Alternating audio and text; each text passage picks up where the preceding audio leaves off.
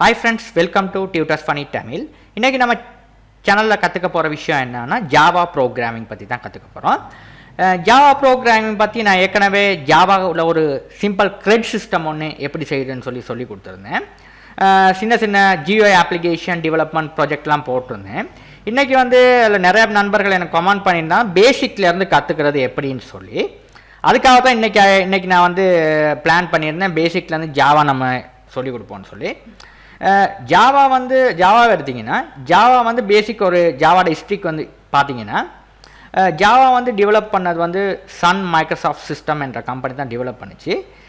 இதை வந்து இப்போ வந்து தற்போதைய ஒராக்கிள்ன்ற கம்பெனி வந்து வாங்கிடுச்சு ஜாவாவை.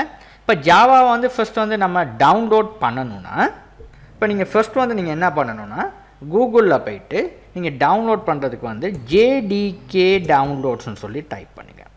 ரைட், இப்போ JDK டவுன்லோட்ஸ்னால் என்னன்னா ஜாவா டெவலப்மெண்ட் டூல் கிட்.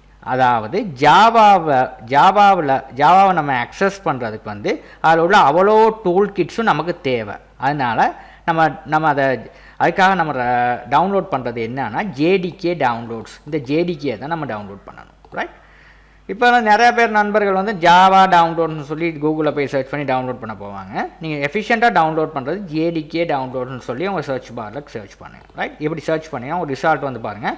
இப்போ நான் உங்களுக்கு சொன்னேன் ஏற்கனவே ஒராக்கல் கம்பெனி தான் ஜாவா வாங்கியிருக்குன்னு சொல்லி தப்போதையா. அதனால் பார்த்தீங்கன்னா www.oracle.com போகுது. இதை வந்து நீங்கள் இப்போ ஒரு 10 years பிஃபோர் நீங்கள் பார்த்தீங்கன்னா இல்லை சன் மைக்ரோசாஃப்ட் சிஸ்டம்ன்ற வெப்சைட்டுக்கு தான் போவோம். அந்த டைமில் சன் மைக்ரோசாஃப்ட் சிஸ்டம் தான் ஜாவா இன்ட்ரடியூஸ் பண்ணாங்க.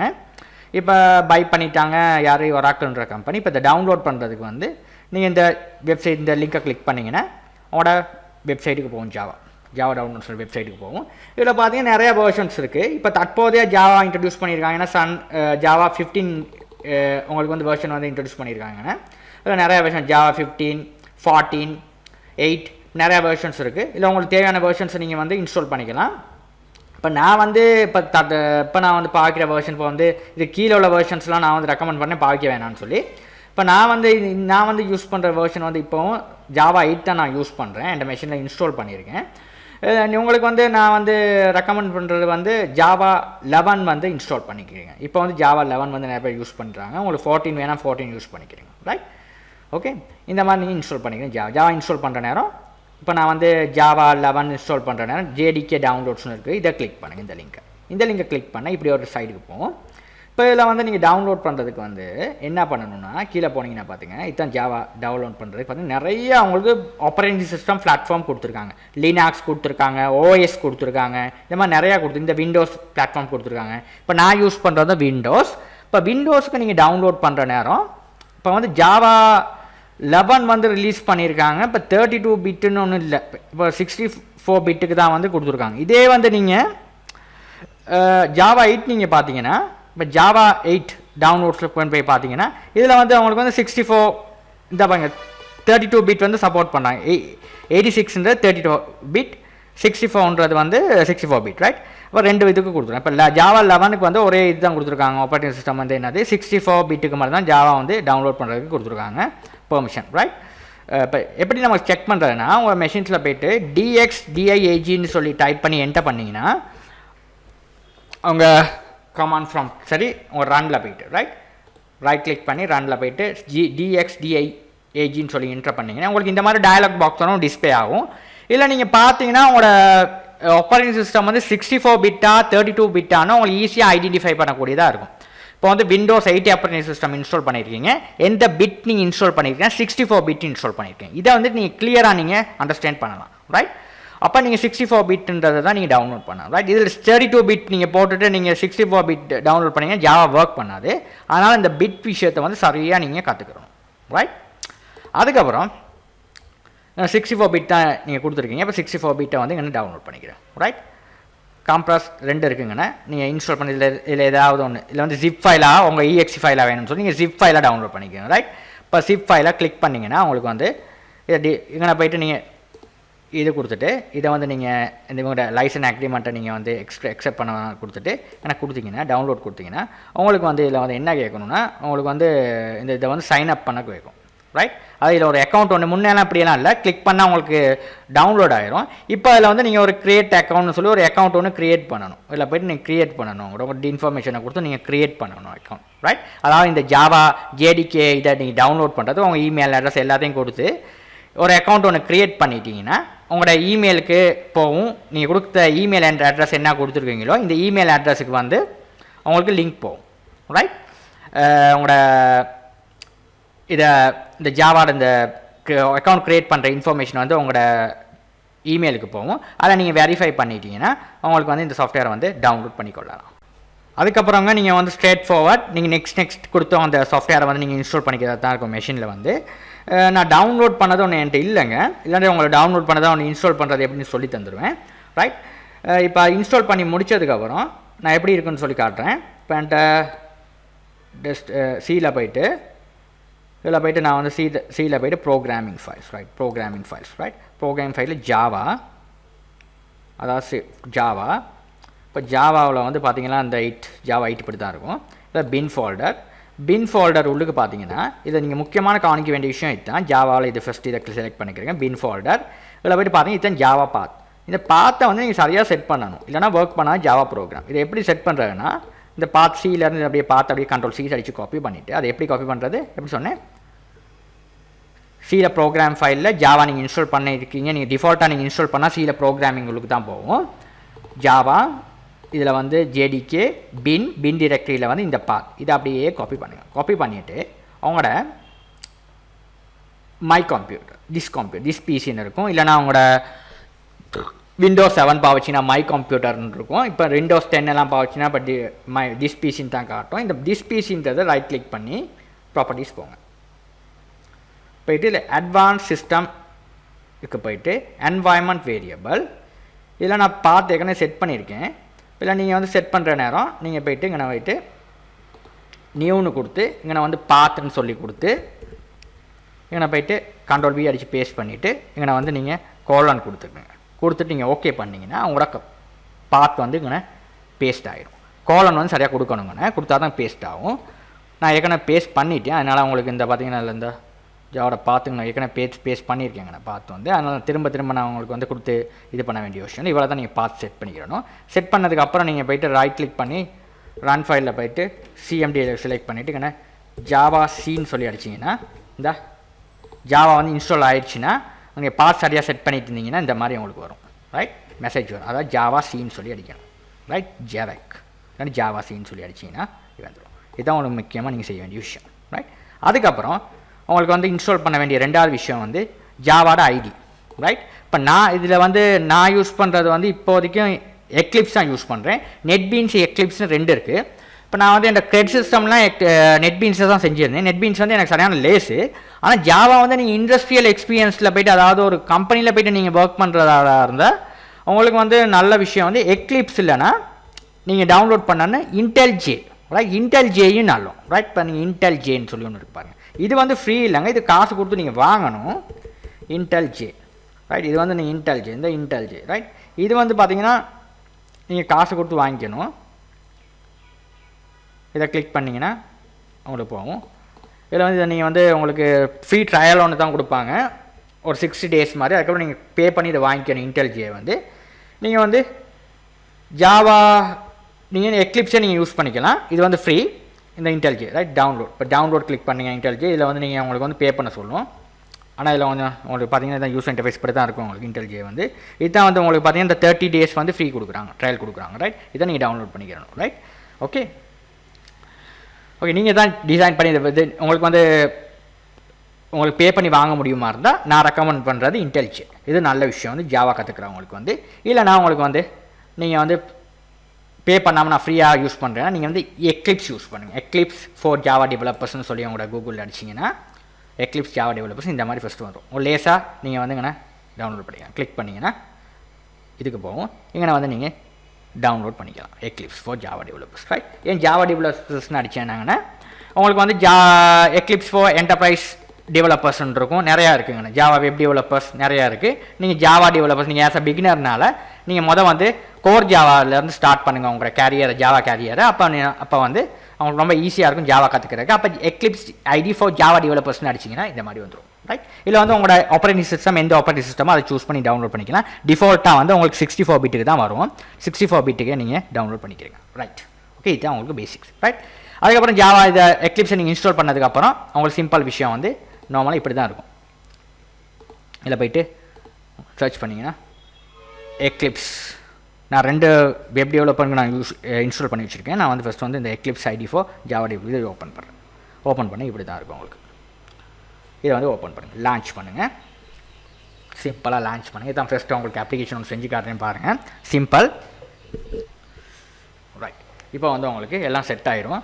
நான் ஏற்கனவே இதை இன்ஸ்டால் பண்ணி அது இன்ஸ்டால் பண்ணி இதை ஓப்பன் பண்ணுறேன். அதுக்கு நான் பார்த்தலாம் இது ஆட்டோமேட்டிக்கலாக செட் ஆகிருக்கும். ரைட், எக்லிப்ஸ்க்கு. ரைட், இப்போ வந்து உங்களுக்கு பேசிக் இப்படி தான் இருக்கும். நான் ஒரு ப்ராஜெக்ட் ஒன்று டெவலப் பண்ணல, இப்படியே இருக்குது. நான் இன்ஸ்டால் பண்ணி ஓப்பன் பண்ணதோட இப்போ நான் அதுக்கு புது ப்ராஜெக்ட் ஒன்று எடுக்க போகிறேன். நியூ ப்ராஜெக்ட், இதில் போய்ட்டு இந்த ஜாவா எப்படி தெரிஞ்சுன்னா ஜாவாவில் போய்ட்டு ஜாவா ப்ராஜெக்ட் தான் பண்ண போகிறேன். நெக்ஸ்ட் ப்ராஜெக்ட் நேம் வந்து ஃபர்ஸ்ட்டுன்னு சொல்லி கொடுக்குறேன். ஃபர்ஸ்ட்டு, அதாவது start with the project name as a capital letter start பண்ணுங்கள். இங்கிட்ட இன்னொரு எக்ஸாம்பிள் கொடுக்குறேன்னா இப்படி ஒன்று கொடுத்துருக்குங்க. இதான் உங்களுக்கு ப்ரொஃபஷனல் வே ஒரு ப்ராஜெக்ட் நேம் ஒன்று க்ரியேட் பண்ணுறதுக்கு. இந்த வெர்ஷன் வந்து ஜாவா 8 கொடுத்துருக்கு. ரைட், இதை அப்படியே வச்சுக்கிறோங்க. இது ஆட்டோமேட்டிக்கலாக எடுக்குது. அதாவது நீங்கள் ஜாவா இன்ஸ்டால் பண்ணது எங்கேயோ ஆட்டோமேட்டிக்கலாக இது வந்து கன்ஃபிகர் பண்ணி எடுக்கும். ரைட், நெக்ஸ்ட் இங்கே நான் வந்து ஃபினிஷ் கொடுங்க. ஒன்றும் செய்யாங்க, ஃபினிஷ் கொடுங்க. உங்கள் ப்ராஜெக்ட் வந்து க்ரியேட் ஆகிருக்கும். இது ஜாவா ப்ராஜெக்ட், இது வந்து ஃபோல்டர், இது வந்து உங்களோட எஸ்ஆர்சி. ரைட், ஓகே, இது சோர்ஸ். ரைட், இது வந்து ஜாவா லைப்ரரிஸ். இதெல்லாம் வந்து உங்களுக்கு என்னென்ன உங்களுக்கு தேவையில்லை, இது ஜாவா வந்து ரன் பண்ணுறதுக்கான தேவையான லைப்ரரிஸ் எல்லாம் அது ஓட்டோவாக நீங்கள் உங்களுக்கு இன்ஸ்டால் பண்ணி கிடைக்கும். ரைட், இப்போ நான் வந்து ஃபஸ்ட் அப்ளிகேஷன் நான் வந்து டெவலப் பண்ண போகிறேன். இப்போ நான் என்ன பண்ணேன், இல்லை ஃபஸ்ட் வந்து செலக்ட் பண்ணிவிட்டு இதில் போய் சோர்ஸை செலக்ட் பண்ணுங்கள். சோர்ஸை செலக்ட் பண்ணிவிட்டு ரைட் கிளிக் கிளாஸ் ஒன்று சொல்லி கொடுத்துட்டு இங்கே நான் வந்து கொடுக்க போகிறேன் எக்ஸாம்பிள். கிளாஸ்ன்றது எக்ஸாம்பிள்னு சொல்லி கொடுக்குறேன்.